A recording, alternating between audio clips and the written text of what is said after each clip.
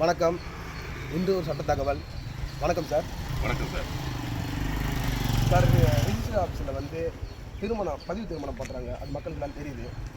ஆனால் இப்போ ஒரு ஆண் வந்து இந்து மதத்துலேயோ, ஒரு பெண் வந்து முஸ்லீமோ அல்லது கிறிஸ்டினாவோ இருக்காங்க.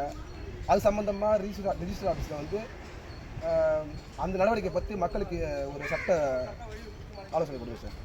அதாவது ரிஜிஸ்டர் ஆஃபீஸில் வந்து இந்து முறைப்படி வந்து திருமணம் பண்ணுவாங்க. அவங்களுடைய ஏஜி சர்டிஃபிகேட்லாம் வச்சு ரிஜிஸ்டர் ஆஃபீஸில் வந்து பதிவு திருமணம் பண்ணி கல்யாணம் பண்ணுறவங்களும் பண்ணுவாங்க. லவ் மேரேஜ் பண்ணுறவங்களும் பதிவு திருமணம் பண்ணுறாங்க. அது சாட்சிகள்லாம் போட்டு பேரண்ட்ஸ்லாம் வரணும். ஓகேங்களா? இவர் சார் கேட்டிருந்த கேள்வி என்னென்னா, அதுவே வந்து அந்த பையன் வந்து ஒரு இந்துவாக இருக்கான், அந்த பெண் வந்து முஸ்லீமோ இல்லை கிறிஸ்டினோ இருக்கும்போது அதோடைய நடவடிக்கை என்ன ரிஜிஸ்டர் ஆஃபீஸில் அப்படி கேட்டிருக்காங்க.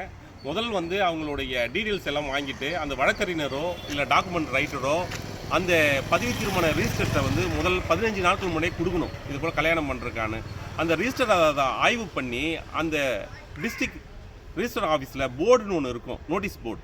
அந்த தகவல் போர்டில் யாரை கல்யாணம் பண்ண போகிறாரு, இது வந்து இந்த நோட்டீஸ் எங்களுக்கு வந்திருக்குன்னு சொல்லி ஆட்சேபனை எதாவது இருக்கான்னு சொல்லிட்டு ஒட்டுவார்.